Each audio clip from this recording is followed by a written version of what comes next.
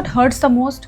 Not that you are distracted, not that you procrastinate, not even that you keep repeating the same old habits. What hurts the most is this: you genuinely want to change, so you meditate regularly, you sit quietly, you close your eyes, you concentrate on your breath, and you try to stay aware.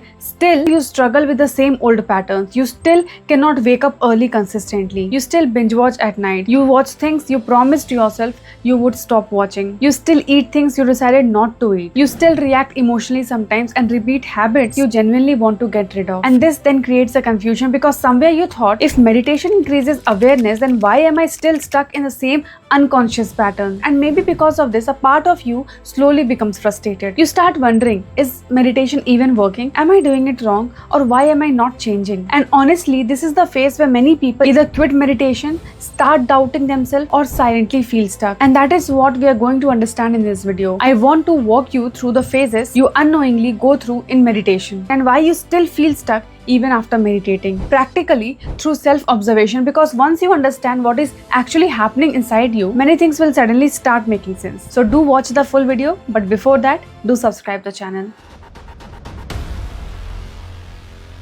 Now listen carefully, this video is not against meditation. Meditation or sadhana is absolutely very important, but maybe nobody told you this clearly before. That meditation is powerful, but meditation alone is not enough if the rest of your life remains unconscious. What do I mean by that is, you can sit for 30 minutes in awareness and then spend the next 15 hours in compulsive patterns, emotional reactions, scrolling, junk consumption, comparison, fantasies, stimulation, avoidance, and automatic behavior. In that case, meditation starts feeling like taking one step forward and 10 steps backward. But maybe the problem is not meditation. Maybe the problem is that you became conscious only during meditation and unconscious during the rest of the day. Because think about it carefully, meditation is not meant to become just a 20-minute activity. Meditation is supposed to slowly bring awareness to your entire life. But what usually happens? You sit on mat consciously, and the moment you get up, the same unconscious patterns take over you again. You meditate peacefully and then unconsciously scroll or watch adult content. You meditate really very deeply,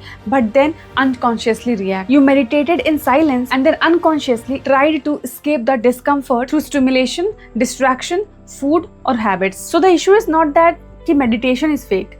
The issue is that awareness remains limited to the sadhana or the meditation session. And this is why you feel that you are meditating but still nothing is changing. Because remember this thing, awareness practiced in isolation cannot transform a life lived unconsciously. And maybe nobody explained this to you properly, that meditation does not automatically destroys your pattern. It reveals them. Just read it again. Meditation does not destroy your unconscious pattern. It just exposes them, reveals them. But those patterns start weakening only when the awareness enters the exact moment where the unconsciousness normally takes over. Otherwise, you become conscious only with closed eyes, but totally unconscious with open eyes. Now, let's understand this through phases. So first is phase 1, where most people think that if I meditate enough, my desires will disappear automatically. And this is very natural, and it happens because you get confused temporary calmness with transformation. After meditation, the nervous system becomes relaxed, thoughts reduce, emotions settle, so the person feels transformed, but the deeper conditioning is still alive. The moment they return to their phone,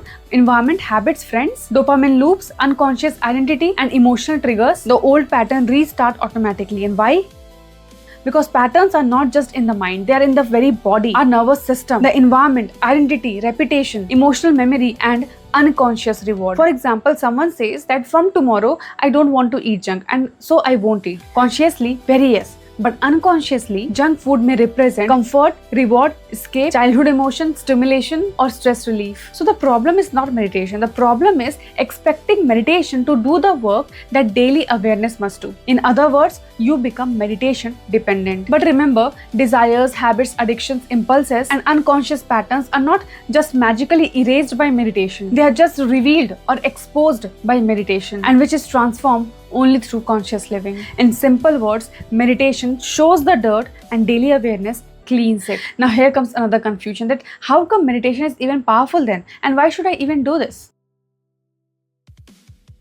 Absolutely correct. But think once. Earlier, you weren't even conscious of your pattern. Now, after meditating for so long, you have actually become aware about your trigger. Earlier, you slipped into scrolling, but today, just before your hands move to pick up a phone, a thought appears in your mind that, oh, this is what I promised myself not to do. And this has happened only because you are meditating regularly. And with this, the meditator enters the phase 2.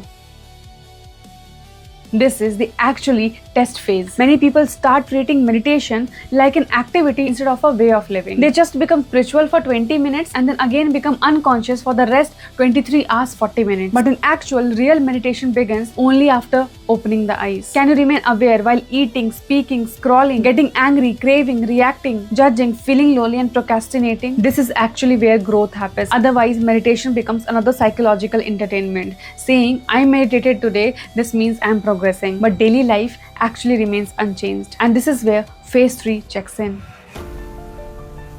People quit meditation because many people secretly meditated for results, not for any truth, not for awareness, and not for understanding, but for peace, power, productivity, removing pain, getting disciplined, becoming successful, and escaping suffering quickly. And when results don't come according to expectation, frustration begins. Then meditation becomes another transaction, that I gave time, but why didn't I get the result? This creates subtle greed inside spirituality, and greed creates tension, which ultimately destroys your meditation. And this is why even Krishna said, if you have one eye on the result, then there is only one eye left to guide you through the path. Real meditation is not how fast I can change. It is, can I observe myself honestly without escaping? Transformation is often a side effect of awareness, not something you can force aggressively. And from here, the person enters into phase 4, where only those people appear who really want to get transformed, not just complain. Remember that your meditation has increased your awareness so much that now you are able to actually catch your triggers. You are able to catch that anger is building up. You are able to catch that craving is building on or loneliness is building on. And once you catch yourself, this phase is the phase where actually conscious living starts, where you not just practice meditation as a morning or evening task, you actually start showing up your power and strive to become meditative in all the life moments. But this does not happen at a sudden. And from here, the person enters the phase 5 or the last phase of conscious living.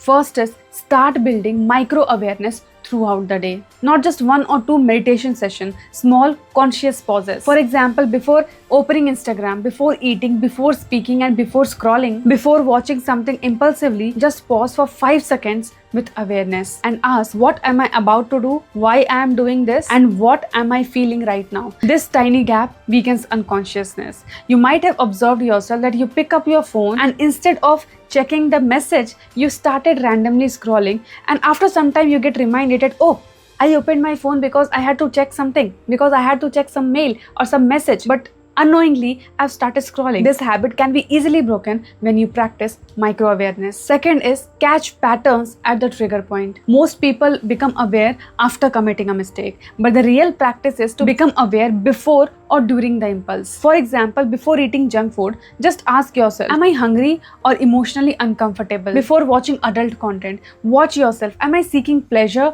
or escaping emptiness? Similarly, before procrastinating, just ask yourself, what feeling am I avoiding? And this changes everything. And once you have the answer, just write it down, because thoughts move very fast inside your mind, but writing slows this down. And once thought slows down, patterns become visible. So instead of only asking, how should I stop this habit? Start asking, what happens inside me before this habit starts? What I mean by this is, to make it more easy to understand, just see this diagram once. Most unconscious pattern follows this loop. First the trigger comes, then the discomfort, urge, action, temporary relief, and then finally repeat. For example, if you're stressing about something, then a need for escape urges inside your body. Then you pick up your phone and start scrolling or binge watching. It gives you temporary relief, but ultimately creates mental heaviness, and once you are done binge scrolling, this pattern again gets repeated. Once you understand, now suddenly your behavior starts making sense, because the habit itself was never the first problem, because something happens before the habit. And if awareness does not enter that phase before habit,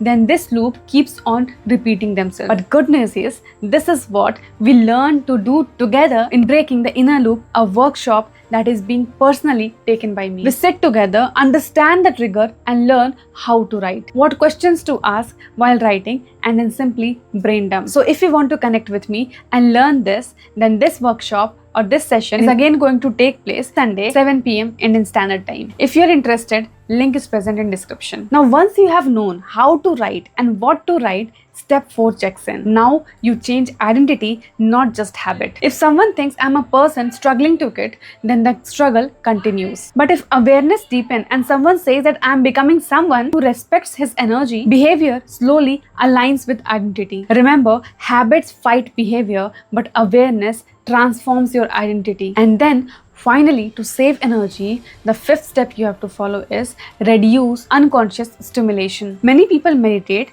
but then immediately after meditation, out of excitement, they binge scroll, overstimulate the brain, consume endless dopamine, sleep irregularly, and overload the senses. And then they wonder, why does the mind remains restless? Remember, just hear this carefully, that meditation cannot fully compensate for a lifestyle that continuously feeds unconsciousness. It's like cleaning a room while someone keeps throwing garbage inside. And that is why stop making meditation a magical solution. Meditation is not some magic. It's training in awareness, and awareness must enter sleep, food, relationship, technology use, speech, emotions, work, reactions, consumption, and even sexuality. Otherwise, meditation or sadhana remains isolated from life. And awareness means becoming brutally honest without self-deception, not self-hatred, not any guilt, just honesty. Now at last, I hope you all have understood that the biggest misunderstanding about spirituality is that meditation removes darkness. No, absolutely not. Meditation first reveals darkness, and many people exactly quit at that point because seeing your unconsciousness is uncomfortable. And that phase is not any failure. That phase is actually the beginning of actual seeing, because meditation is not any replacement for conscious living. It is training for conscious living, and the goal is not to become conscious only with closed eyes. The goal is to remain conscious with open eyes too. And with this, finally closing the video. Hope you loved the video and found it meaningful. If yes, do not forget to give it a like, share and subscribe. And also, if you want to connect with me and want to understand your trigger points, do enroll for Breaking the Inner Loop. Link is present in the description. From 7 p.m. Indian Standard Timing, just a 2-hour session. With this, closing the video. Up to next, stay safe, healthy, happy, and namaskaram.